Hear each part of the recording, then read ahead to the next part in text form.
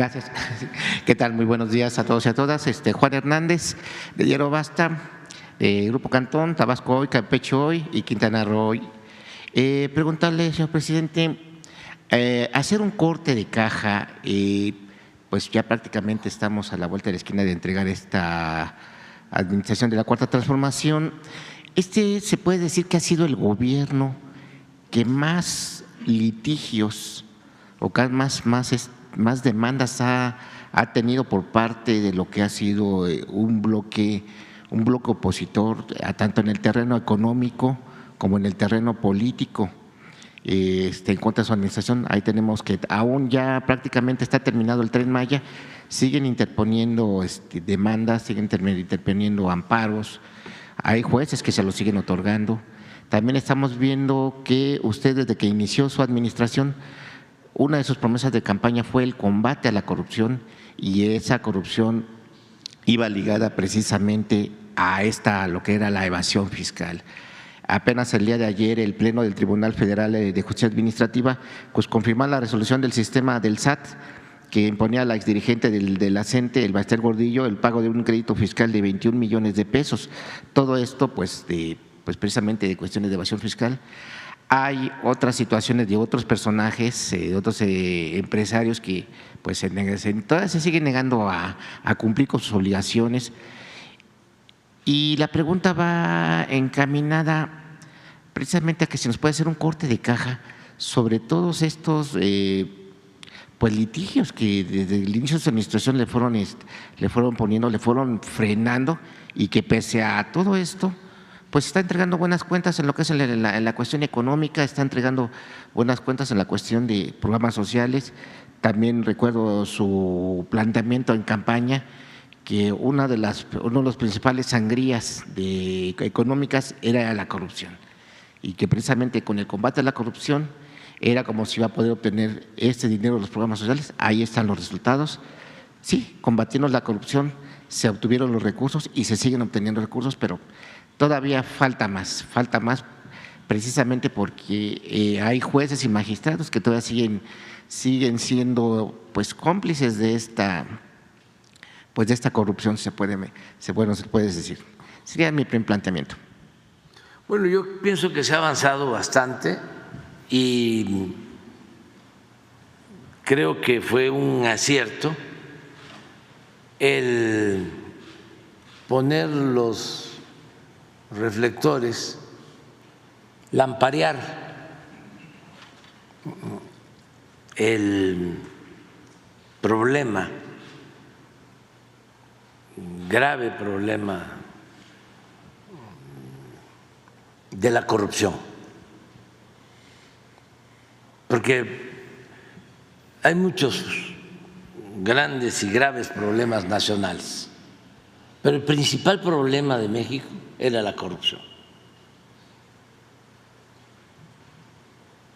Entonces, de manera deliberada,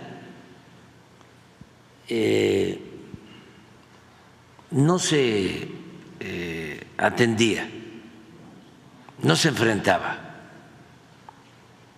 Se llegó a decir que era parte de la cultura del pueblo de México.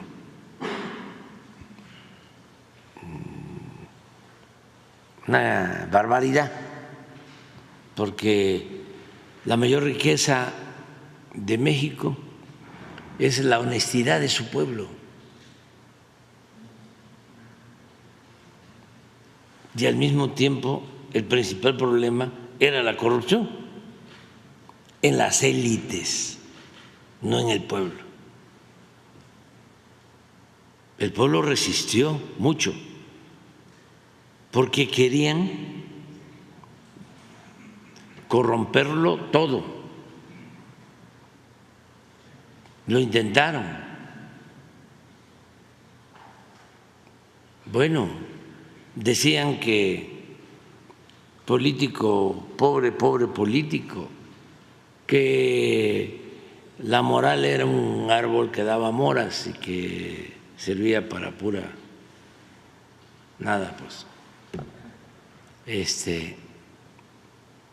que el que no transaba no avanzaba. Y ya hemos hablado aquí de cómo ni siquiera se trataba el tema de la corrupción, ni en la academia, en las universidades. No hay tesis sobre la corrupción, que era el principal problema de México. Ni se hablaba en el Parlamento, en el Congreso, ni se hablaba en el Poder Judicial y tampoco en el Ejecutivo. Y nada dañó más a México que la deshonestidad de los gobernantes. Eso fue lo que dio al traste con todo. Esa fue la causa principal de la desigualdad social y de la desigualdad económica. Y por la corrupción se agravó el problema de la pobreza, de la violencia, y no se atendía. No estaba en la agenda.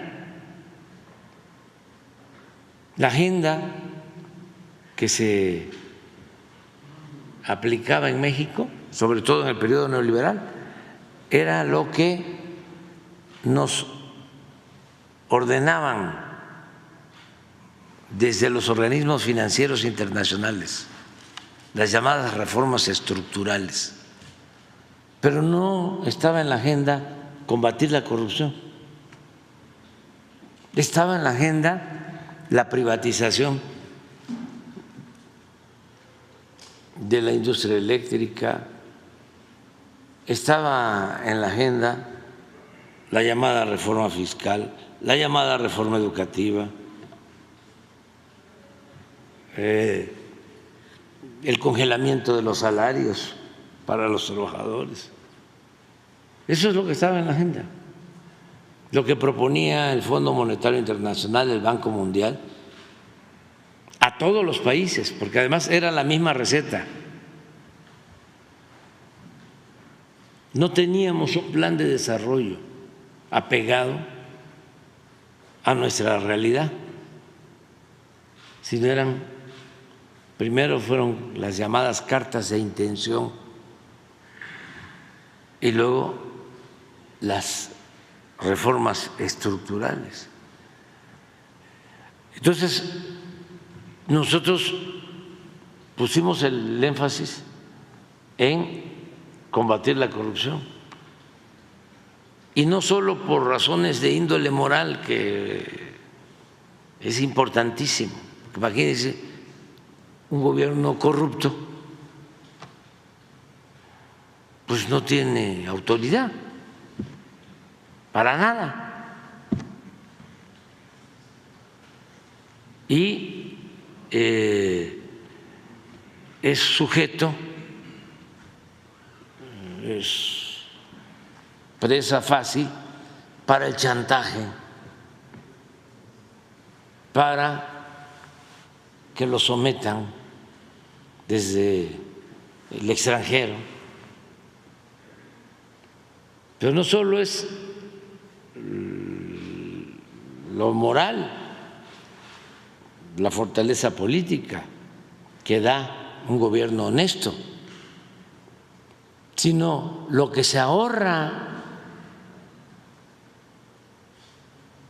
porque la corrupción hay que combatirla no solo por razones de índole moral, sino porque es mucho lo que se va por el caño de la corrupción, lo que se iba por el caño de la corrupción.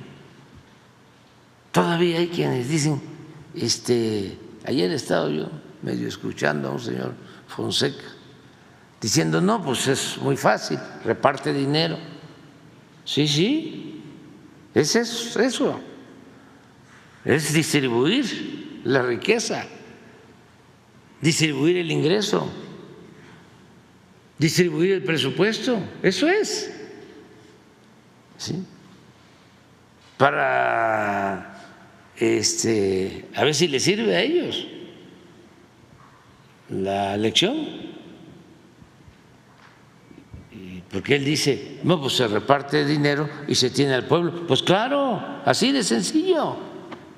¿Pero qué hacían ellos? No repartían. Ellos se quedaban con todo el dinero del pueblo, se robaban el dinero del pueblo. Era una minoría la que se beneficiaba y tenía a periodistas, a medios de comunicación a su servicio, que recibían también beneficios por la corrupción, y así controlaban, así dominaban. Entonces, cuando ya no hay esa corrupción y el ingreso, las riquezas de México, que son el fruto del trabajo de todos, el presupuesto se distribuye con justicia, alcanza a todos, pues entonces se ve que la corrupción es pues no una pandemia, sino, como lo he dicho en otras ocasiones, una peste. Eso era lo que impedía que el país avanzara. Entonces, se termina con la corrupción en el Ejecutivo, de arriba para abajo, se barre la corrupción, no se permite ni arriba ni abajo. Por ejemplo, ¿qué no era corrupción? El que las empresas más grandes de México, los bancos más importantes, no pagaran impuestos.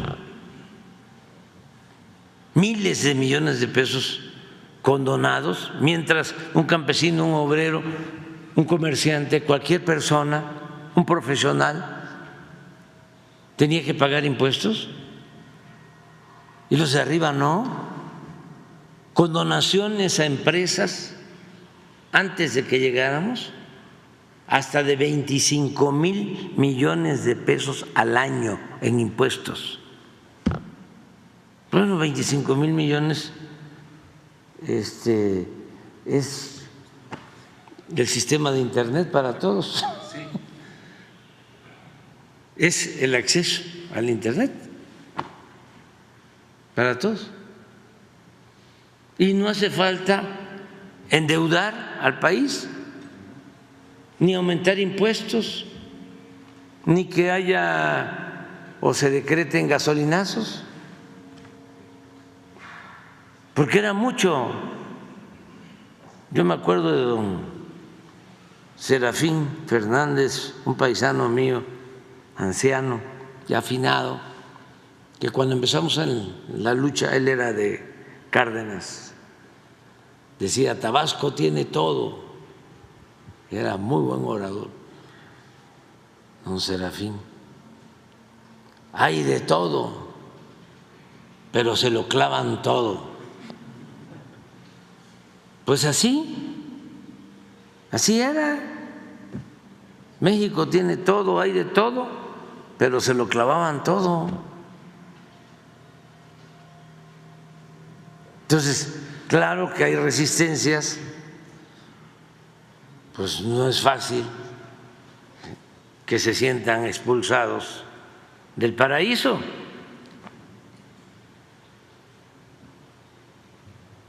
Y se enojan. Afortunadamente se ha ido entendiendo de que se pueden hacer negocios lícitos con ganancias razonables y no vivir del chantaje, del tráfico de influencias, del saqueo, del robo. Y en eso hemos avanzado bastante, porque antes también, ¿no?, se veía normal.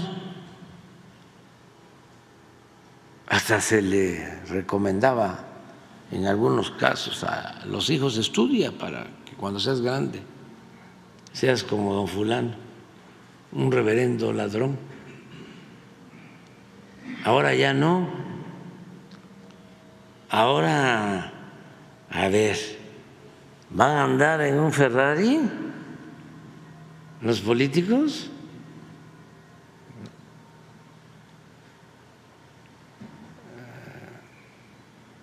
Ya tienen que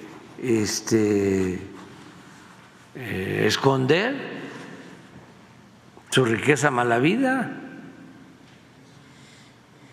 porque ya es un estigma. Pero antes, como decía don Jesús Silva Gerso, decía: hacen inmensas fortunas en un abrir y cerrar de ojos y ni siquiera pierden su respetabilidad. Y agregaba: y ese es el peor de los males. Entonces, en eso también hemos avanzado mucho. Y siempre he sostenido que no todo el que tiene es malvado. Hay quienes hacen su fortuna con trabajo. El que hablaba de ganancias razonables era don Antonio Ortiz Mena, secretario de Hacienda, con López Mateos y con Díaz Ordaz, de los mejores secretarios de Hacienda, si no es que el mejor en toda la historia. No era economista, era abogado. Él es el que aplica lo que se conoce como desarrollo estabilizador, crecimientos de 6% anual, 12 años. Imagínense lo que es crecer 6% anual, sin inflación, sin devaluación. Un milagro en el manejo de la economía. Y él hablaba, ¿no?, de utilidades razonables. Y él fue el que con López Mateos llevó a cabo la nacionalización de la industria eléctrica, y con un argumento parecido a lo de ahora en el caso del Internet. Le dijo a los empresarios de la industria eléctrica: ustedes no van a ir a electrificar los pueblos porque no les va a resultar, van a considerar que no es rentable, pero el Estado tiene que prestar ese servicio. Entonces, por eso se nacionalizó la industria eléctrica en 1960, y a partir de ahí se empezaron a electrificar los pueblos, y ahora hasta en los pueblos más apartados hay energía eléctrica. Por eso es reprobable, ¿no?, lo que querían llevar a cabo, y avanzaron, más que afortunadamente el pueblo los detuvo, pero querían privatizar otra vez la industria eléctrica, dar marcha atrás a lo que se había logrado. Pues es lo mismo del Internet. ¿Dónde hay Internet? Pues en las ciudades donde la gente tiene recursos para pagar. ¿Dónde no hay Internet? Pues en las comunidades marginadas. ¿Cuándo van a ir las empresas de Internet privadas, particulares, a las rancherías, a las comunidades, a los ejidos? Nunca. ¿Quién tiene que hacerlo? El Estado. Porque su propósito no es la ganancia, no es el lucro, sino ofrecer un servicio.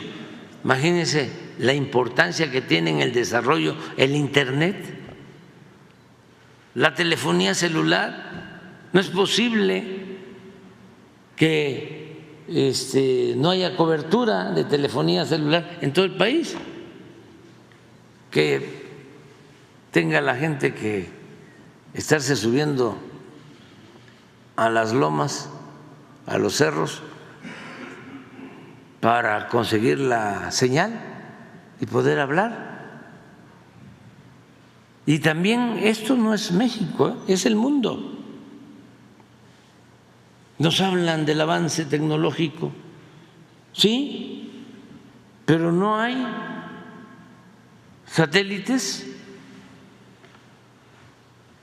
que puedan iluminar todo un país para tener comunicación. No, no existe eso tecnológicamente. Nos ha costado muchísimo trabajo el poder comunicar al país con Internet. Claro, para todo lo bélico, si la tecnología es de punta, porque pues eso implica mucho dinero, mucho negocio, aunque sea con la guerra, con lo irracional, con la pérdida de vidas de millones de personas. Para eso la tecnología, no para la comunicación entre los seres humanos y para el desarrollo y el bienestar. Poco a poco tienen que ir cambiando las cosas, hay mucho todavía que hacer.